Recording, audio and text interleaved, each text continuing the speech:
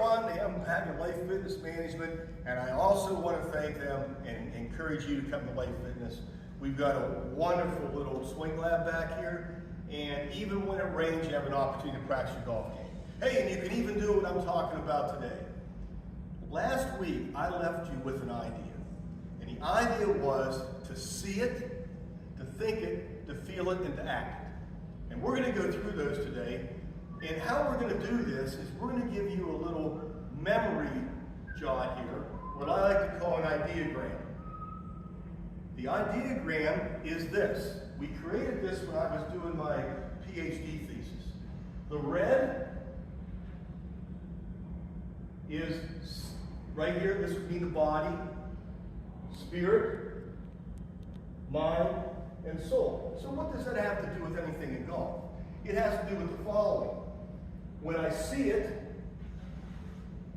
when I think it, when I feel it, and then when I act it. If we can look at that and picture that before we start our golf swing, it will put us in the right frame of mind to hit good golf shots. Why? Because they're ritualistic repetitions. And this goes back to My Golfology Chapter 8. And we're going to kind of go over that and make a live presentation of that chapter. So first, let's start with this. I'm standing here, I'm behind my golf ball, and I'm looking out, and I'm seeing. When I'm seeing, I'm observing, I'm surveying, and I'm kind of getting a visualistic picture. I'm thinking about painting my golf shot on the canvas of the golfing sky, where I look out there and say, yeah, I want to hit it there, and so on. Well, the next thing I have to do is I have to analyze things. And the analyzation is all done before we hit the golf ball. Remember, everybody, all thinking happens before we hit the golf ball. And this is all, everything happens before we hit the ball. First is the lie. How's the ball sitting on the ground? Which way the wind's blowing? If you watch the guys and the gals on TV, how often they and their caddies are going back and forth, pointing at different areas. They're talking about where the trees are blowing like it. It's very important to understand the wind when you got a golf ball 1.68 inches wide and the wind blowing 15 miles an hour. So next, what are the conditions like? Is it wet? Is it dry? Is it cold? Is it hot? Affects ball flight. Next, we're going to talk about ball striking. How do I feel that day? As an example, I have a minimum and a maximum for my golf clubs. For example, 145 to 155 is my 7-iron. Now, on a good ball striking day, I've got a 155 in my hand. On not a good ball striking day, I got a 145 and about a 150 for my 7-iron. But I know that, so now I can choose my club correctly based upon the other 4 ingredients.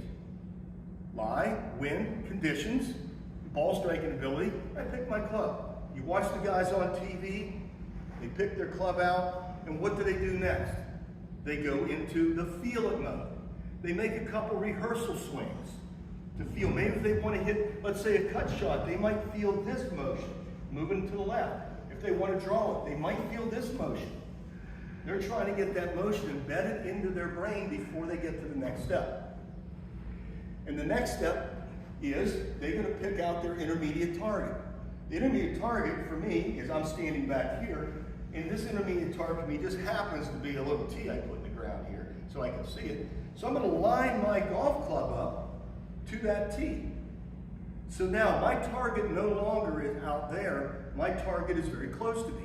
So I've got my club lined up. Now, I'm going to go through my exact same 4 things I've gone through for the last 50 years of play. Hands, weight in the heels, hips back. As we talked last week, work on my hinge, set, and react to the golf shot. No more thought. The moment I get to this position, my brain shuts off. However, my reactive automatic brain kicks in. And how did I develop that? Through this. Through ritualistic repetitions of using the idea of see it, think it, feel it, and act it. Now, here's why, as the last point I want to give to you, it's so difficult to do this. because we gotta have a set pattern, develop it, and the only way you can develop it is on the practice range. Develop it there, and you'll be able to take your golf swing on the practice range onto the golf course. Because a lot of people can't do that. Boy, we hit 20 good ones in a row. Muscles don't have memory. Another proof they don't have memory. 20 good on the range, 20 good ones in a row in the range. All of a sudden, you get the first tee and you hit it out back. Muscles didn't remember anything. But if you go through this ritualistic repetition and you do it over and over and over again, what happens to your brain is when you hit a good one, hit a good shot, that's a shot I want to hit, your brain remembers that because you're going to repeat over and over again this pattern of recognition. Watch the baseball players, watch golfers, watch basketball players at the foul line. They all have their little ritual they go through. Now, once again, to recap, see it, think it, feel it, and act it. Ritualistic patterns will solve the dilemma of not remembering why you hit that last golf shot. We'll see.